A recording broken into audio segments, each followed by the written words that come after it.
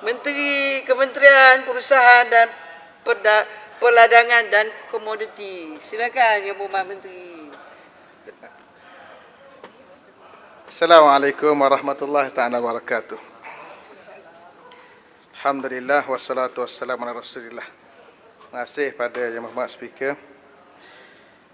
Terlebih dahulu saya mengucapkan terima kasih kepada ahli-ahli yang berhormat yang telah mengemukakan isu dan pandangan berkaitan dengan bidang kuasa Kementerian Perusahaan Perdagangan dan Komoditi dalam sesi perbahasan ke atas perbahasan usul menjunjung kasih ke atas titah Yang di-Pertuan Agong bagi sesi mesyuarat kedua Pegawai Ketiga Parlimen ke-14 di Dewan Yang Mulia ini. Untuk penggulungan ini, saya akan memberikan maklum balas dan juga penjelasan terhadap perkara yang dibangkitkan oleh 4 orang ahli yang berhormat melalui 7 urutan topik seperti berikut. Pertamanya, perbandingan harga, langkah-langkah menstabilkan harga agri-komoditi dan bantuan kepada pengusaha kecil. Yang kedua, penerokaan pasaran baru bagi agro-komoditi. Yang ketiga, bantuan bagi mengurangkan kebergantungan terhadap penanaman agri-komoditi. Yang keempat, pembangunan industri getah.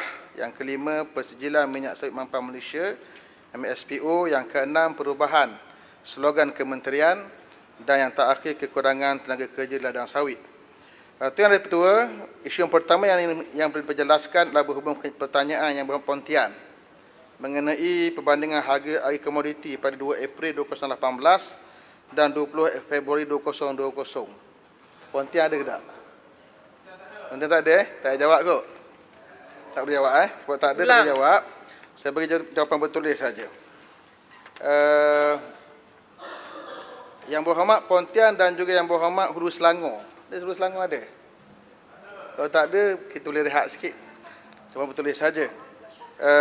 Cuma saya sebutkan sedikitlah untuk makluman kepada semua yang berhormat yang hadir dan juga rakyat berkaitan dengan isu kaedah dan juga cabaran menstabilkan harga agri komoditi utama seperti sawit, getah dan lada, kerana harga agri komoditi ini bergantung kepada pelbagai faktor, antaranya senario pasaran harga di peringkat global yang turut dipengaruhi oleh pertumbuhan ekonomi, permintaan, penawaran dan juga stok.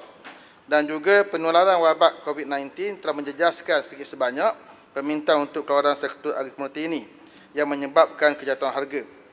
Justru langkah terkini yang dilaksanakan oleh kerajaan ialah pertamanya memberikan pengecualian duty ekspor minyak sawit mentah itu CPO, minyak isi run sawit mentah CPKO dan minyak isi run sawit diproses RBD PKO sehingga 31 Disember 2020 seperti yang diumumkan dalam Pelan Jana Semula Ekonomi Negara oleh Yang Berhormat Perdana Menteri bagi tujuan pengurusan para stok dan penstabilan harga CPO negara. Yang kedua, meningkatkan adunan biobahan api sawit dengan diesel petroleum melalui program biodiesel B20. Yang ketiga, bekerjasama dengan Indonesia melalui platform Council of Palm Oil Producing Countries, CPOCSI, yang turut disertai oleh negara yang lain seperti Colombia, Ghana dan juga Honduras. Yang keempat, meningkatkan peluang pasaran dan seterusnya meningkatkan penggunaan minyak sawit di kalangan pengguna di negara-negara pengimport melalui perundingan perjanjian perdagangan bebas FTA 2 hala. Yang kelima, meningkatkan kerjasama dengan negara pengeluar utama getah seperti Thailand, Indonesia dan juga Malaysia di bawah kerangka International Tripartite Rubber Council ITRC. Yang keenam, meneroka pasaran baru bagi semua agri komoditi melalui aktiviti promosi dan juga pemadanan pasaran baru dengan pengiriman tempatan dan pembelian di luar negara. Dan yang terakhir itu menjalankan misi-misi ekonomi dan teknikal bagi mengukuhkan hubungan dengan negara pengimport utama. Walaupun dalam situasi COVID-19 yang melanda dunia, misi kita laksanakan melalui atas talian dan kita telah melaksanakan sekurang-kurang 7 webinar yang diadakan oleh MPOB dan juga MPOC dengan tujuan mempromosi komoditi sawit. Itu yang kedua, untuk membantu pekebun kecil agri komoditi meningkatkan pendapatan dan juga mengatasi cabaran yang dihadapi oleh... Anto Jaya sikit. Sebelum nak pergi topik tu. Okey. Boleh tu? Boleh. Terima kasih, betul. Berkaitan dengan minyak CPO atau minyak sawit tadi, minyak sawit mentah. Saya percaya Yang Berhormat Menteri juga sedia maklum bahawa terbaru ini ada isu yang dibangkitkan oleh European Food Safety Authority dengan izin. Betul. Berkaitan dengan kandungan 3-MCPD di dalam minyak sawit. Dan kita mengambil pendirian dalam SIPOPSI sebenarnya yang Muhammad sebut tadi, bahawa tidak boleh ada diskriminasi minyak sawit dengan minyak yang lain. Saya ingin tanya kerajaan, kementerian, apa pendirian kementerian sekarang berkaitan dengan kandungan 3-MCPD ini, kerana baru-baru ini dilaporkan oleh Reuters misalnya, kita mengambil pendirian berbeza, terkeluar daripada kerangka SIPOPSI itu dan tidak bersama-sama dengan Indonesia dalam hal ini. Apa pandangan Berhormat? Terima kasih. Terima kasih Yang Berhormat. Sebenarnya soalan ini tak saya jawab dalam soal jawab sebelum ini, tetapi untuk makluman, saya sebut sekali lagi lah, iaitu tentang isu 3-MCPD ini, ada permintaan daripada industri untuk mereka mengguna pakai kaedah yang membolehkan mereka masuk ke pasaran Eropah. Kerana itu kita masih dalam proses perundingan dengan mereka untuk kita berikan apakah dia pandangan akhir kita melibatkan 3-MCPD. Untuk sektor sawit, untuk kita... Menteri. Ya. Sikit. Terima kasih. Malaysia sebagai pengeluar dan pengeksport utama beberapa komoditi seperti minyak sawit dan lain-lain, menerima kesan harga komoditi akibat industri yang termasuk dalam fragile industri, iaitu industri rapuh. Maka apakah kerangka yang telah disebutkan tentang kawalan untuk harga komoditi ini dikawal pada masa-masa yang akan datang yang telah diberikan, tetapi adakah juga apa yang telah berlaku menjadi suatu yang akan dilihat supaya ia tidak berulang untuk masa-masa yang akan datang yang menyebabkan harga komoditi kita ni jatuh. Ini perlu diberi perhatian. Terima kasih. Ya, untuk makluman Yang Berhormat, harga komoditi ini bergantung pada pasaran dunia dan dia berada di luar kawalan kita. Umpamanya apa yang berlaku sekarang, pandemik COVID-19, di luar kawalan kita. Tetapi apa yang kita boleh buat ialah dasar-dasar umum yang menggerakkan ke arah penstabilan harga. Seperti saya sebutkan tadi, contohnya kita buat pelepasan duty ekspor untuk CPO supaya kita dapat rancakkan lagi permintaan terhadap minyak sawit kita, dan alhamdulillah bila mana kita umumkan seumpama itu, walaupun baru sahaja akan berkuat kuasa mula 1 Julai yang lalu, tetapi kesannya kita dapat lihat dengan peningkatan harga yang sangat ketara terhadap CPO, dan terkini pun harga yang sangat tinggi, iaitu sekitar RM2,800 untuk 1 tan. Itu contohlah macam mana kita bergerak untuk menstabilkan dengan kaedah umum yang walaupun tidak banyak memberi kesan, tapi sekurang-kurangnya memberi kesan yang baik untuk jangka masa pendek. Untuk sektor sawit, untuk kita... YB Menteri. Ya. Jadi saya tak ada, sekarang ada. Kemudian terima kasih bagi vitamin apa ni, natrio, entah apa ke bendanya. Ini daripada kelapa sawit agaknya. Boleh cerita sikit pasal ni selain daripada menjawab soalan saya? Terima kasih. Ini soalan nakal ni. Baik, itu yang saya edarkan itu untuk menyatakan bahawa dalam kandungan minyak sawit itu ada satu bahan yang sangat baik untuk kesihatan, itu vitamin E daripada keluarga tocotrienol. Tocotrienol satu keluarga. Setiap orang kena dapat, Menteri. Setiap orang kena dapat. Saya bagi pada semua secara percuma. Itu yang kita galakkan untuk diambil sebagai makanan harian kita lah, sebagai supplement food, makanan tambahan, dan itu menunjukkan bagaimana hebatnya sawit yang dianugerahkan oleh Allah Ta'ala kepada kita. Yang belum dapat boleh hubungi balik pejabat saya untuk mendapatkan secara percuma. Ya. Baik, Muhammad Menteri, sawit, kenapa sini tak ada? Oh, kenapa tak ada? Tak ada diskriminasi Ya. Barangkali tak sampai lagi. Boleh hubungi balik pejabat saya untuk dapat secara percuma. Dulu bila saya jadi menteri, saya stok bagi minyak sawit kepada semua. Para pegawai parlimen juga ada. Tapi sini saya jadi pembangkang. Ini untuk lelaki kuat sikit. Saya rasa sini pun sudah terlebih stok. Ini pegawai yang Berhormat diskriminasi ni. Yang Berhormat kena semak pegawai belakang. Baik. Sebelah sini pun bukan semua dapat lagi. Belum lagi. Yang Jadi sana pun jangan degil lah. Saya pasti speaker dengan timbalan speaker semua pun tak dapat juga. Tapi tak apa. Okey, nanti saya hantar kepada Menteri, boleh. Saya nak baik, tanya pasal getah untuk sikit. sektor sawit, untuk kita meningkatkan Belum. pendapatan dan juga mengatasi cabaran yang saya sebutkan tadi, untuk sektor sawit antaranya kita menggalakkan pekerja sawit menyertai koperasi penanam sawit mampan KPSM dengan insentif diberikan sebanyak 200,000 diberikan kepada KPSM bagi tujuan pembinaan pusat timbang untuk menjalankan urus niaga jual beli buah tandan segar itu BTS. Dan kalau kita lihat angka sehingga kini daripada 63 KPSM tersebut, dah ada 63 KPSM, 45 telah memiliki pusat timbang, manakala 12 lagi sedang dalam proses pembinaan dan 6 lagi dalam proses mencari tapak yang sesuai. Yang seterusnya ialah memperkenalkan skim pembiayaan mudah SPM tanpa faedah sebagai modal pusingan berjumlah RM100,000 bagi meningkatkan urusan jual beli BTS daripada perkebun kerja sawit di pusat timbang milik KPSM. Ada pun berkaitan sektor getah, kerajaan kementerian memperkenalkan aplikasi RRIM Niaga yang boleh digunakan oleh peleseng untuk merekodkan urus niaga getah bagi mempercepatkan proses permohonan insentif pengeluaran getah LPG daripada Lembaga Getah Malaysia. Dan terkini Januari 2020 nanti semua pembeli getah berlesen diwajibkan menggunakan aplikasi ini supaya semua rekod jual beli getah terus sampai ke sistem LGM, maka penoreh tak perlu lagi mengisi borang ataupun membuat tuntutan secara manual. Boleh Yang Amat Menteri pasal getah? Ya. Saya melihat pihak kementerian ada satu agensi lembaga getah Malaysia. Cuma kita dengar dalam pasaran dia nak membantu untuk rakyat di bawah untuk buat jalan. Tetapi yang kita melihat dunia mengiktiraf di Malaysia ialah yang sarung tangan pakai getah, kan? Sejauh mana pihak kementerian membantu kilang-kilang buat glove ni untuk memastikan letek ni juga, getah letek ini boleh diusahakan oleh rakyat biasa. Terima kasih. Ya, menarik soalan daripada Greg tadi.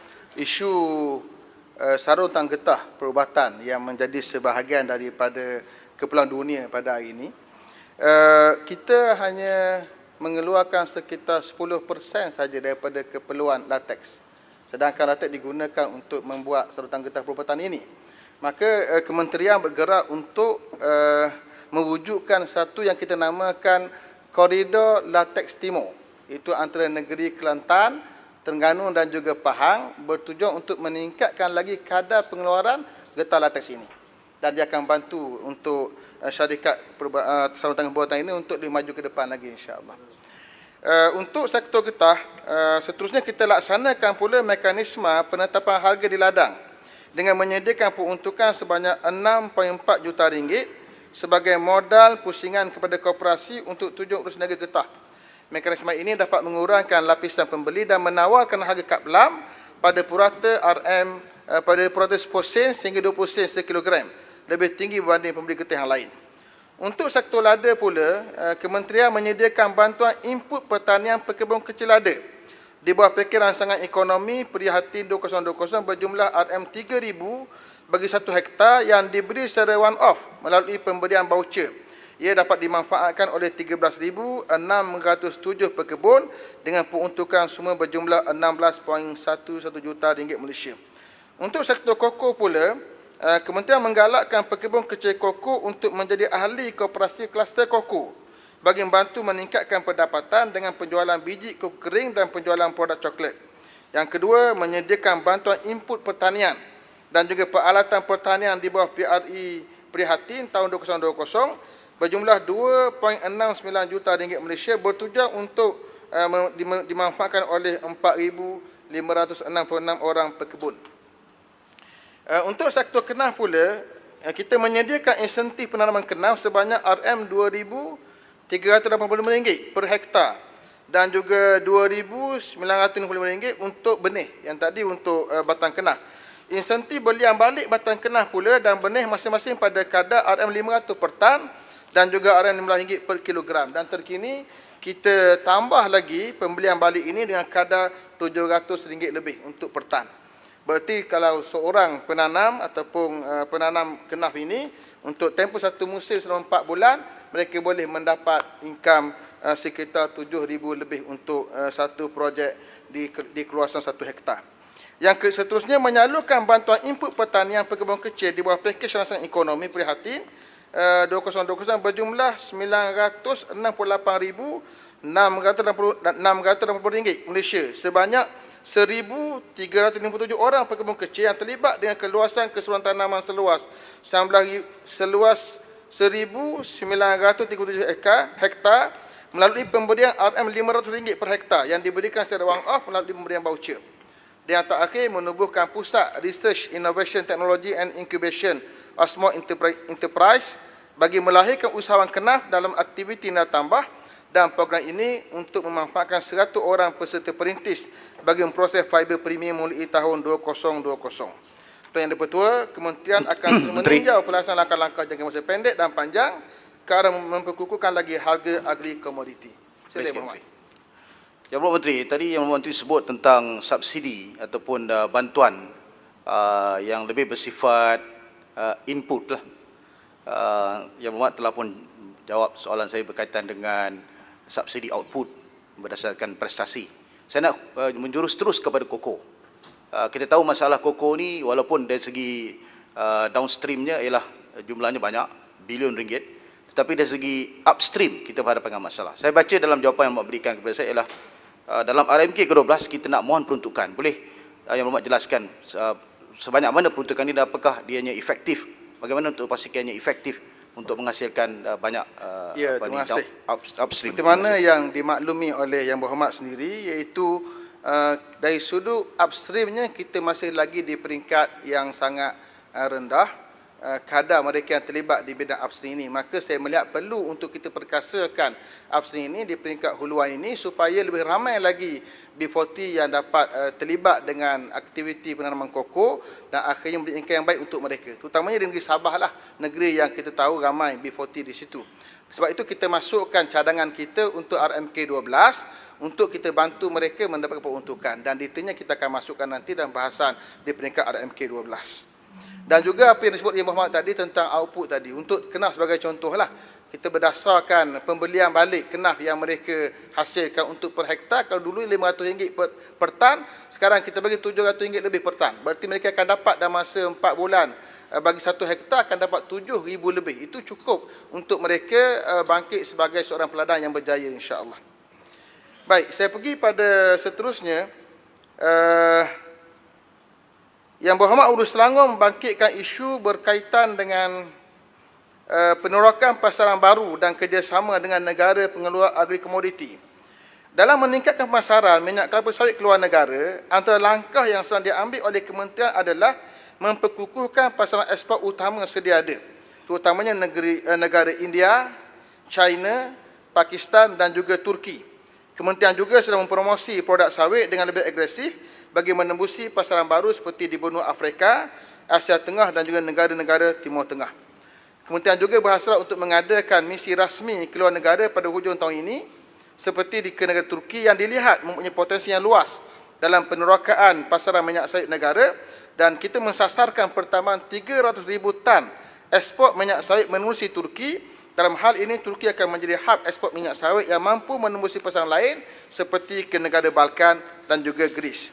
Selain itu, pengecualian 100% ruti ekspor ke atas minyak sawit mentah, minyak istiron sawit mentah dan juga minyak istiron sawit mentah diproses mulai 1 Julai hingga 31 Disember 2020 bertujuan merancangkan lagi aktiviti ekspor sawit negara dengan memberi peluang pada syarikat pengekspor minyak sawit untuk menerokai pasaran baru dalam tempoh pengecualian tersebut. Untuk makluman Yang Berhormat juga, antara langkah kerjasama dengan negara pengeluar agri komoditi yang lain yang kita laksanakan ialah mengetuai gabungan kerjasama bersama Indonesia menerusi SIPOKSI. Kerjasama ini adalah untuk memantapkan lagi amalan persekitaran mampan, pengurusan bekalan, aktiviti promosi dan juga pembangunan pekebun kecil. Yang kedua, menyambung semula perancangan dan perbincangan mekanisme alternatif jangka pendek bagi mengatasi masalah harga getah rendah di bawah kerangka Association of Natural Rubber Producing Countries ANRPC yang melibatkan 13 negara anggota. Yang ketiga, menjalankan kerjasama rapat dengan International Paper Community IPC dan negara anggota dalam mengkaji mekanisme terbaik untuk menstabilkan harga lada di peringkat antarabangsa. Seterusnya, Tuan Yang Dipertua, Yang Berhormat Urus Selangor juga membangkitkan isu berkaitan bantuan dalam mempelbagaikan tanaman dan penerokaan tanaman baharu bagi mengurangkan kebergantungan terhadap agri komoditi serta pemasaran produk mentah ini. Jawapannya ialah kementerian sentiasa menggalakkan pekebun kecil untuk mengamalkan tanaman integrasi bagi mempelbagaikan sumber pendapatan dan mengurangkan kebergantungan mereka kepada satu komoditi. Antara pendekatannya ialah pertama, menyediakan dana bantuan melalui program tanaman kontan B40 Pekebun Kecil Sawit TKB40. Program ini telah dilancarkan di bawah Kementerian Pertanian dan Industri Makanan MAFI dengan pihak MPOB sebagai agensi pelaksana, dan dana yang diluluskan ialah sebanyak RM1.084 juta. Dan tempoh pelaksanaan program ini adalah daripada Jun 2020 sehingga Disember 2020. Dan sasarannya ialah untuk sasaran pelaksanaan program ini adalah untuk pekebun kecil sawit dalam kelompok B40, di mana program ini melibatkan pemberian insentif tunai sebanyak 3,000 per hektar untuk tanaman pisang, iaitu RM1,700 untuk kos anak benih, RM1,000 untuk pembangunan tanah dan RM300 untuk kos baja dan racun. Manakala insentif sebanyak 7,000 per hektar untuk tanaman nanas, iaitu 5,000 untuk kos anak benih, 1,500 untuk bangunan tanah dan 500 untuk kos baja dan juga racun. Program ini dijangka dapat memanfaatkan seramai 250 orang pekebun kecil dengan kawasan tanaman berjumlah 250 hektar.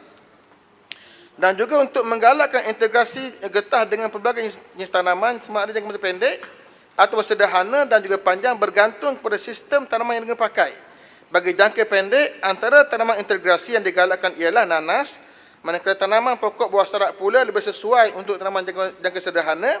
Dan bagi sistem tanaman getah pelpagar pula, integrasi tanaman seperti durian, belimbing besi, durian Belanda dan cempedak dapat dilaksanakan.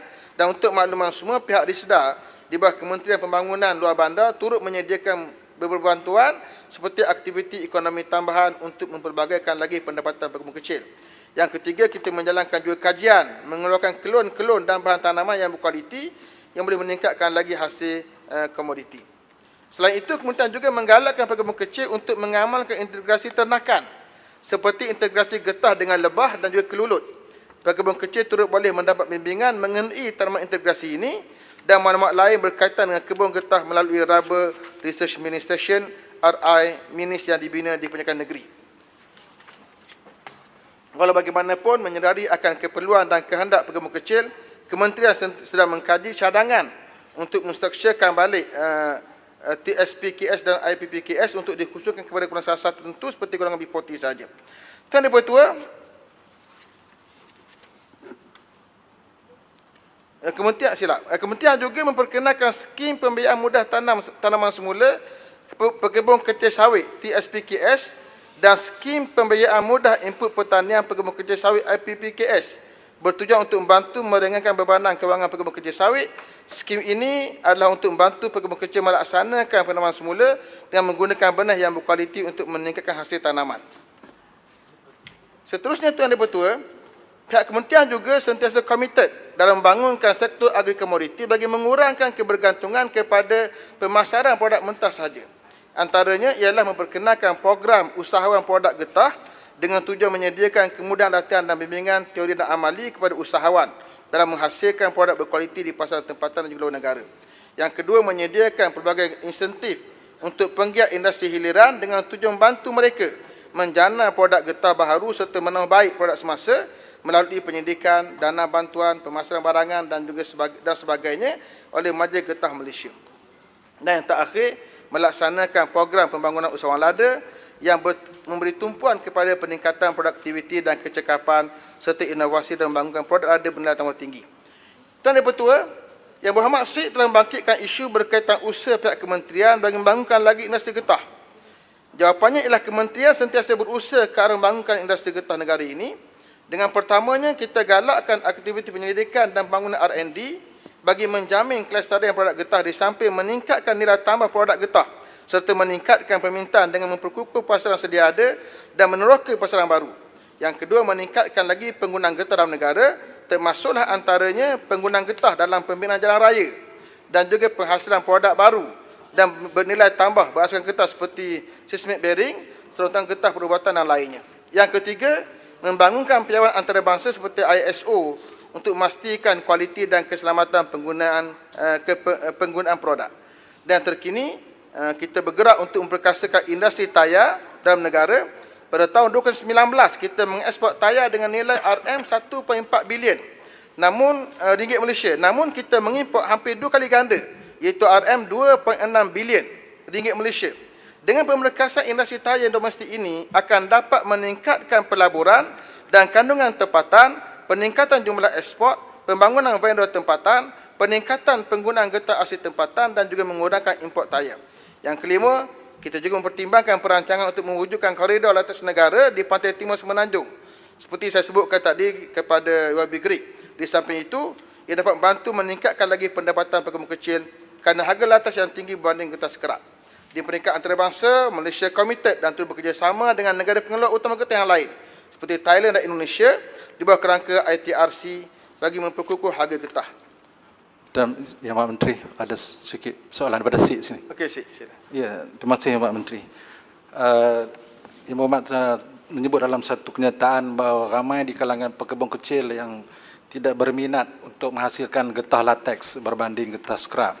Jadi di pihak kementerian, apakah halangan yang ada di pihak pekebun sendiri? Yang kedua, berkaitan dengan getah juga, iaitu di segi pelaksanaan IPG ini yang sudah pun kita berbincang panjang di sini, sangat ramai pekebun yang masih belum berdaftar dengan IPG ini. Hanya 20% yang menuntut IPG ini, insentif pengurangan getah, yang menyebabkan dikatakan ada lagi 60 juta ringgit yang belum dituntut. Jadi apakah pihak kementerian melihat ini perkara yang serius untuk kita menyelesaikan masalah bersama agensi lain termasuk ORISDA dan sebagainya? Terima kasih. Okey, yang pertama, isu penoreh getah yang terlibat dengan penorehan untuk menghasilkan kaplam berbanding latex. Puncanya kerana rata-rata mereka yang terlibat di bidang ini adalah orang-orang yang berusia 50 tahun ke atas dan kemampuan fizikal mereka tidak membolehkan mereka atau tidak menyokong mereka untuk menghasilkan latex kerana latex memerlukan masa yang lebih panjang untuk dihasilkan. Kerana itulah kita bergerak untuk berkempen kepada anak-anak muda untuk kembali mengusahakan tanah-tanah terbiar getah yang ada di kampung masing-masing yang dimiliki oleh orang-orang tua mereka. Kerana itulah kita bergerak juga untuk menggerakkan kaedah peladangan getah secara tersusun dengan satu projek baru kita yang kita panggil ladang getah community. Ini kita rancang bertujuan untuk menghasilkan pengeluaran latex untuk melibatkan orang-orang muda bersama dengan sektor getah ini. Adapun berkaitan dengan IPG, saya rasa pertama sekali mereka yang mahu menoreh, mereka mesti ada lesen. Mereka berdaftar dengan PAG, Permit Auto PAG, yang mana dengan PAG ini maka mereka boleh menoreh. Maka tak timbul isu mereka tidak berlesen, kerana mereka sudah ada permit itu. Permit Authority Transaksi Getah, PAG. Bila mereka sudah ada PAG dan mereka menoreh getah dan mereka menjual getah menerusi PAG tadi, kaedah yang lama ialah ada di antara pelesen atau pembeli getah, mereka ini hanya membeli secara manual saja. Adapun sekarang kita telah mula berkempen untuk para pelesen pembeli getah ini menggunakan kaedah yang kita panggil rim niaga. Dengan sistem ini, automatik segala jual beli, transaksi jual beli getah akan sampai rekodnya kepada LGM dan tak perlu lagi pada penoreh membuat tuntutan secara manual. Itu yang kita gerakkan bermula pada Januari 2021. Semua pelesen pembeli getah berlesen ini mereka diwajibkan menggunakan aplikasi ini. Sesiapa yang tidak menggunakan aplikasi ini, maka lesennya akan ditarik balik. Ini cara kita memastikan bahawa penoreh getah tidak perlu lagi mengisi borang, menghantar borang secara manual untuk mendapatkan tuntutan IPG. Adapun isu yang disebut oleh Yang Berhormat tadi, isu tak ramai yang membuat klaim IPG. Saya pandangan bahawa yang tidak buat klaim bukan kerana tak nak buat klaim, tapi kerana mereka tidak menoreh sebenarnya. Realitinya yang menoreh ialah yang membuat tuntutan IPG.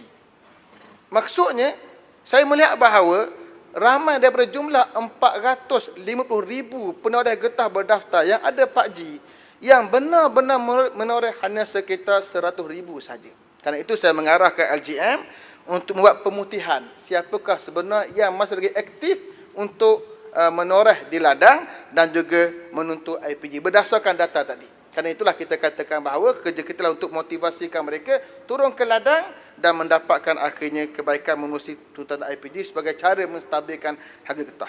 Yang Berhormat boleh sikit. Ya, sila. Datuk, sila. Terima kasih Datuk Ketua. Yang Berhormat Menteri, saya nak bagi latar belakang sikit. Tapi yang ni oleh kerana Yang Berhormat Menteri dah ulas tadi tentang usaha-usaha kerajaan berkaitan dengan pekebun kecil. Saya percaya kerajaan juga komited untuk membantu pekebun kecil di semua sektor. Saya ingin tanya kepada Yang Berhormat Menteri, dahulunya ada cadangan daripada kabinet yang lama, iaitu berkaitan dengan crop insurance. Kita tahu bahawa antara masalah yang penting untuk kementerian pertimbangkan ialah pekebun kecil ni, bila berhadapan dengan masalah pokok yang sakit dan sebagainya, mereka bermasalah.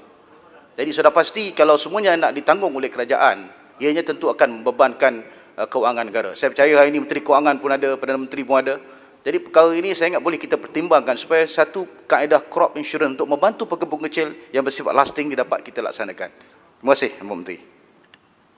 Saya akan ambil perhatian apa yang disebut Yang Berhormat tadi untuk kita langsungkan lagi apa yang dah dibuat pada masa yang lalu, dan insya-Allah kita akan buat yang terbaik untuk para pekebun kita, insya-Allah. Saya pergi pada topik seterusnya, Tuan Yang Pertua, Yang Berhormat Seputih membangkitkan isu berkaitan persejilan minyak sawit mampan Malaysia, MSPO. Tuan Yang Pertua, untuk maklumat ahli Yang Berhormat, pelaksanaan MSPO sehingga 29 Julai 2020 adalah sebanyak 99.64% daripada 681,532 hektar kawasan tanaman sawit yang diusahakan oleh pekebun kecil tersusun. Ini bersamaan dengan 231,576 orang PKT di seluruh negara. Namun begitu, bagi kategori pekebun kecil persendirian, hanya 24.12% sahaja daripada 986,331 hektar kawasan tanaman sawit mereka yang melibatkan pembabitan 63,480 orang pekebun kecil persendirian telah dipersediakan MSPO.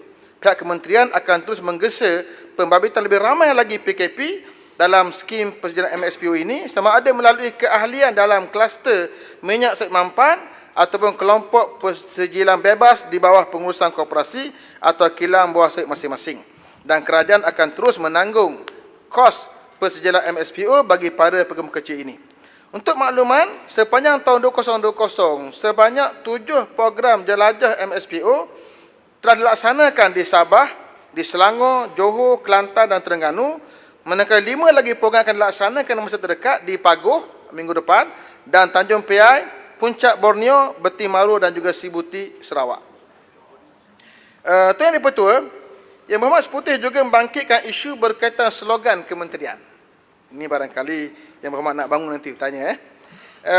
Kementerian akan terus memperkasakan dan akan membuat penambahbaikan ke atas dasar yang telah dilaksanakan oleh kerajaan sebelum ini, tetapi dengan slogan kempen yang berbeza, mengikut acuan dan kaedah kerajaan yang ada pada hari ini. Kementerian berpendapat bahawa slogan sawit anugerah Tuhan ataupun palm oil is God gift adalah lebih bersifat universal dan boleh diterima pakai di seluruh dunia. Untuk maklumat Yang Berhormat juga, kempen ini adalah kempen yang kita yakin dapat meningkatkan lagi penlibatan dunia untuk menerima minyak sawit kita sebagai makanan keperluan dunia. Melalui slogan baharu ini, kementerian yakin akan dapat menembusi pasaran baru seperti rantau Timur Tengah, Asia Tengah dan juga negara-negara di benua Afrika. Dan untuk makluman, minyak sawit dan produk berasakan sawit terdapat dalam 6 daripada 10 barangan makanan dan bukan makanan yang dijual di pasar raya utama di lebih 160 negara di dunia. Pada masa yang sama, kita akan perkukuhkan lagi pasaran-pasaran sedia ada dengan pendekatan yang lebih mantap. Boleh minta penjelasan? Ya, sila. Yang Berhormat. Yang mana bukan God's gift? Yang mana minyak jenis mana yang bukan anugerah Tuhan? Olive oil is God's gift. Sunflower oil is God's gift. Semua yang kita boleh nampak di dunia ini dalam semesta ini adalah anugerah Tuhan.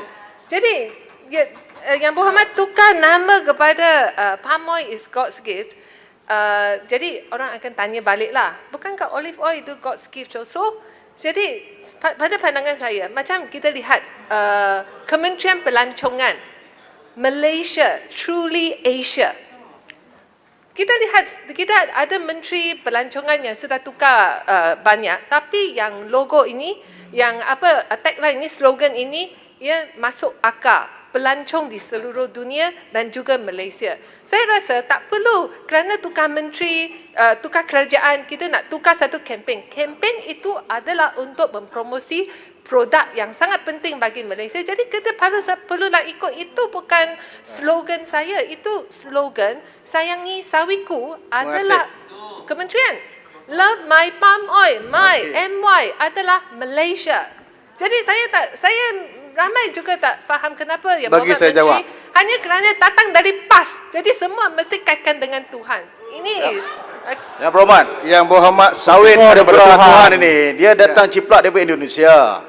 Tak ada origin. Yang Berhormat, saya rasa Yang Berhormat Menteri belum beri laluan.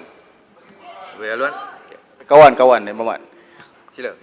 Dia bukan original kita. Jadi kalau kita nak promosi minyak kita, minyak sawit Malaysia, apa beza dia minyak sawit Malaysia dengan minyak sawit yang lain? Tapi kalau kita nak argue, Yang Berhormat, kalau kita nak bahaskan perkara yang subjektif macam ni, sampai bila pun tak habis. Sebab sebelah sini prefer yang macam tu, sebelah sini tak pula apa, speaker, bagi prefer saya yang jawab macam ni. Tak apa speaker, nanti menteri boleh jawab. Ya. Tapi puan saya speaker ialah kita ada kempen yang mana identik dengan kita punya minyak sawit kita. Sebab tu tadi dia sebut soal MSPO, minyak sawit kita berkualiti 99%, sekarang sudah dapat sijil. Jadi ini maksud yang cuba kita highlightkan di sini Yang Berhormat Menteri. Terima kasih. Okey, slogan yang diguna pakai oleh Yang Berhormat Seputi ialah sayangi sawitku. Kenapa tidak guna sayangi kokoku? Sayangi getahku? Sayangi kenafku? Kenapa hanya kelapa sawit? Cara fikir yang sama juga diajukan kepada Seputih. Hari ini saya menggunakan sawit anugerah Tuhan. Adakah menafikan bahawa getah anugerah Tuhan? Adakah menafikan bahawa kenaf anugerah Tuhan? Adakah menafikan Seputih ada anugerah Tuhan kepada DAP? Tidak menafikan. Bila mana kita menyatakan sebagai contoh, saya katakan bahawa sekejap, bagi Saya rasa ya Yang Berhormat Menteri tengah jawab. Ya. Yang Berhormat Seputih baik. Adakah menafikan orang lain tak baik?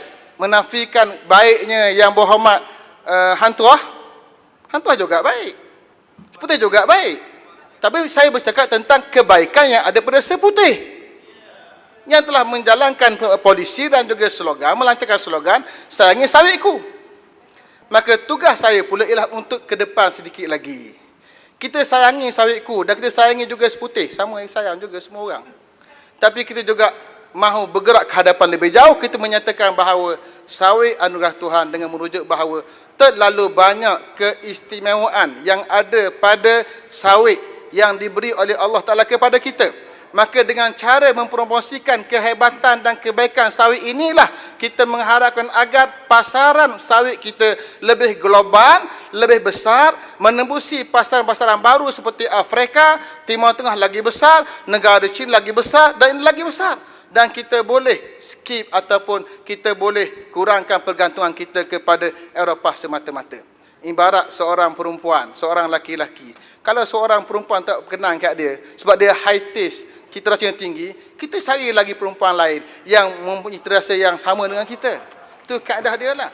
Jadi bagi saya ini benda subjektif, bagi peluang untuk kementerian membuktikan bahawa dengan slogan ini kita berjaya memperluaskan lagi promosi pasaran dan nanti datang menteri baru pula yang pasti bukan dari DAP, bukan Pakatan Harapan, yang mungkin datangkan lagi slogan lagi baik untuk kita lagi maju di bidang sawit ini insya-Allah.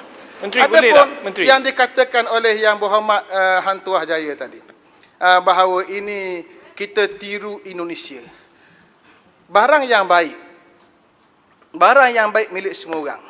Al-hikmatu dhalatul mu'min. Ini kaedah Islam. Barang yang baik adalah barang keciciran milik orang Islam. Barang yang baik kita boleh kongsi. Kalau sekiranya Indonesia telah menggunakan kaedah atau slogan sawit anugerah Tuhan dan kita guna dengan slogan yang sama, itu persamaan yang patut kita guna. Kerana kita membawa misi yang sama. Itu sawit adalah anugerah Tuhan untuk digunakan oleh semua orang.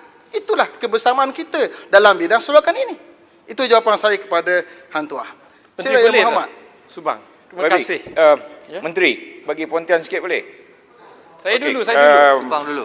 Subang Bagi dulu, Subang. Pontian dulu ke Subang dulu? Subang dulu. Walaupun dia tidak bahas. Terima kasih. Pontian. Subang ada sawit ke kat kawasan? Saya pemaju sawit ni. Okey. Okey. Baik. Baik. Ya, Menteri, saya nak tahu, walaupun kita ada slogan baru ya, sudahkah kita buat satu market testing atau tidak? Sebab pembeli sawit yang terbesar ialah negara China, ya, India, Pakistan. Dan yang paling banyak problem daripada European Union, betul tak? Ya, can you do the market test tak? Boleh tak kita buat market test sana sama ada slogan ni boleh pakai atau tidak? Sebab bagi saya sebagai pemaju sawit ni, kita rasa slogan ni tak cukup kick dia untuk convince. Senang saja Muhammad. Ya? Tunggu lagi sampai hujung tahun, tengok peningkatannya macam mana. Itu dah testing marketnya. Bukan. Saja. Tak, sekarang kita Menteri, bergerak kita untuk boleh, membesarkan kita lagi. boleh cari. Bukan hanya kebergantungan kepada China, tapi juga kepada benua Afrika yang mempunyai 1.4 bilion penduduk. India 1.3 bilion penduduk. Berarti kita mensasarkan lagi besar market daripada apa yang sedia ada. Maka bagi saya, ini adalah tagline baru, slogan baru kita yang insya-Allah boleh memacu sawit jauh ke hadapan. Menteri, sebelum kita buat tagline baru, yang Muhammad boleh bangkit lagi bercakap dan berikan pandangan baru terhadap apa yang telah saya kemukakan untuk tempoh 6 bulan. Ini bukan rocket science, Menteri. Ini biasa dalam ini segi Yang Berhormat Menteri telah menjawab. Silakan Yang Pontian pula. Silakan Yang Berhormat. Saya bagi pihak rakan-rakan yang ada kawasan sawit dan ramai pekebun kecil sawit ingin merakamkan ucapan tahniah kerana harga sawit RM2,808 setan MSM ni paras tertinggi dalam tempoh 6 bulan. Alhamdulillah. Dan kemudian buah tandan segar FFB RM580 satu tan semalam. Jadi ada apa formula magic yang Berhormat Menteri telah lakukan? Formula kita adalah doa kita semua. Doa kita semua untuk sawit kita mendapat perhatian dunia. Dan insya-Allah kita akan lihat hasilnya lagi 6 bulan atau lagi setahun insya-Allah. Bagi Berhormat Menteri boleh melaksanakan dasar baru. Yang Berhormat cuma tinggal 3 minit ya. Ya, 3 minit sekejap Greg. Saya nak jawab yang terakhir daripada Seputih. Yang Seputih juga membangkitkan isu berkaitan kekurangan tenaga kerja ladang sawit. Sektor peladangan adalah satu sektor yang berintensifkan buruh dan sangat bergantung pada tenaga kerja asing. Sehingga 31 Julai 2020 dianggarkan lebih 500,000 orang pekerja yang terlibat dalam sektor ini, dan peladangan sawit merupakan subsektor yang paling bergantung kepada tenaga kerja asing, itu sebanyak 77%. Sebagai langkah penyelesaian jangka masa pendek, kerajaan akan membantu untuk menyelesaikan isu-isu berkaitan kekurangan tenaga kerja asing ini melalui pelonggaran syarat bagi permohonan pertukaran majikan ataupun PTM. Syarat baharu prosedur ini memberi kelonggaran kepada majikan-majikan yang terkesan dan tidak berkeupayaan untuk meneruskan penggajian pekerja asing untuk memindah atau menukarkan keseluruhan atau sebahagian pekerja asing mereka kepada syarikat lain yang mempunyai keperluan tenaga kerja. Untuk jangka masa sederhana dan panjang, pelbagai usaha telah dilaksanakan dan akan terus dilaksanakan oleh kerajaan bagi mengatasi masalah kebergantungan kepada tenaga kerja asing ini dan masalah kekurangan tenaga kerja yang melanda sektor ini. Antaranya ialah pertama, menetapkan gaji minimum oleh kerajaan, itu sebanyak RM1,200 sebulan di wilayah bandar utama dan RM1,100 sebulan selain wilayah bandar utama. Majikan juga digalakkan untuk mengambil bahagian dalam karnival kerjaya di seluruh negara yang dilaksanakan dari semasa ke semasa. Yang kedua, melatih belia tempatan secara berterusan di bawah Institut Peladangan dan Komoditi Impak sebagai persediaan untuk menceburi industri agri-komoditi. Yang ketiga, menggalakkan penggunaan mesin atau jentera di sektor peladangan terutamanya bagi aktiviti penuaian dan pemungutan BTS di bawah skim galakan mekanisasi industri sawit yang diperuntukkan sebanyak RM4.5 juta Malaysia. Yang keempat, mendapatkan teknologi dan inovasi baharu berkaitan industri sawit secara berterusan melalui penyelidikan dalam penjenteraan industri sawit dengan mewujudkan dana mekanisasi sawit berjumlah RM30 juta. Untuk makluman yang berhormat juga, berdasarkan data MPOB, pengeluaran minyak sawit mentah pada tahun ini tidak mengalami sebarang kejatuhan mendadak dan mencatatkan pengeluaran dalam trend stabil serta meningkat dalam kebanyakan bulan. Kerajaan menjangkakan pengeluaran bulanan CPO pada bulan Julai hingga Disember 2020 adalah antara 1 1,700,000 tan hingga 1,850,000 tan. Secara amnya, isu ketidakcukupan tenaga kerja sehingga mengganggu pengeluaran ladang tidak timbul pada ketika ini. Pihak kementerian juga melalui MRC menyediakan dana khas berjumlah RM36 juta bagi menggalakkan industri hiliran, terutamanya sektor pengeluaran sarung tangan getah untuk mengambil lebih ramai pekerja tempatan. Penyediaan dana ini sejajar dengan dasar bahadur kerajaan yang mengutamakan perwujudan lebih banyak peluang pekerjaan kepada rakyat Malaysia dalam usaha mengurangkan kebergantungan kepada pekerja asing. Melalui dana ini, subsidi upah sebanyak RM300 sebulan akan disediakan untuk seorang warga tempatan bagi tempoh 12 bulan yang diambil bekerja dalam sektor hiliran ini, dan dianggarkan dana ini akan menyediakan peluang pekerjaan kepada 10,000 rakyat Malaysia bagi menggantikan 10,000 warga asing yang bekerja di sektor hiliran getah, terutamanya untuk sarung tangan getah. Seperti tak nak bangun kali ini, Boleh Okey, mencelas. berarti akur dengan dasar kerajaan terkini, Boleh bertanya soalan sikit? Ya, dan penutupnya, Boleh. ya boleh. Boleh sikit? Boleh, yang speaker Datuk. sikit. Sila. Terima kasih untuk speaker dan juga yang berhormat.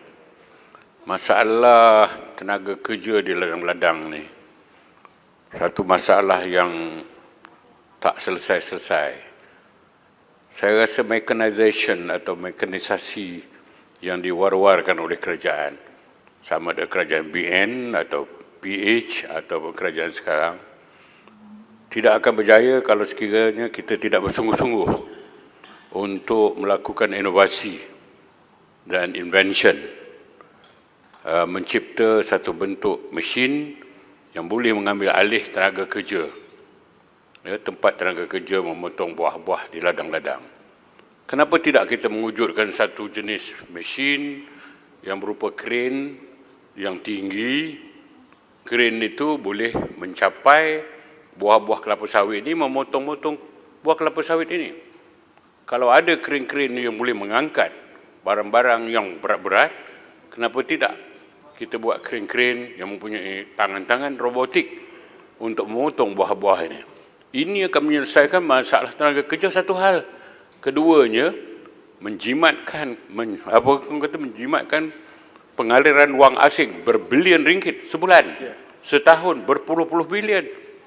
Saya rasa kerajaan seharusnya bersedia untuk membelanjakan wang dalam bidang research and development untuk mewujudkan mesin-mesin yang sedemikian. Ya, terkini untuk maklumat yang berhormat, MPOB juga membuat kerjasama dengan Kementerian Sains dan Teknologi untuk kita melihat peluang-peluang untuk kita mewujudkan lagi jenjang terbaru yang dapat digunakan di sektor perdagangan sawit ini, insya-Allah. Dan juga suka saya sebutkan berkaitan dengan pekerja warga asing tadi, kita juga sedang bergerak untuk mempromosi orang asal untuk bekerja di ladang sawit. Ini antara projek terkini kita yang kita bincangkan dengan GRIT, terutamanya sebagai pilot projek, insya-Allah. Jadi saya rasa itu boleh saya bagi pandangan sedikit. Ya. Minta Tuan Speaker.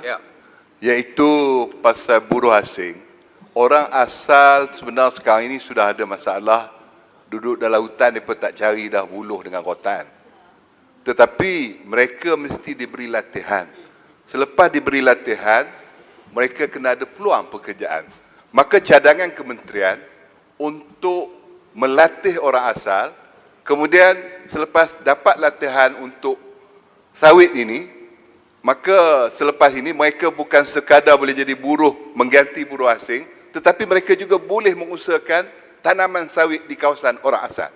Minta pandangan Menteri. Di bawah kementerian kita ada Plasma, Pusat Latihan Sawit, dan juga kita ada Impact, Institut Komoditi, untuk melatih mereka-mereka yang mahu terlibat di bidang industri sawit. Dan kita yakin bahawa dengan projek baru kita untuk melatih orang-orang asal seluruh negara untuk terlibat di bidang peladangan ini, kita yakin mereka akan dapat bersama kita merancakkan lagi sektor sawit ini, insya-Allah, dan kita akan jadikan kawasan yang berhormat GRIT sebagai pilot projek kita, insya-Allah.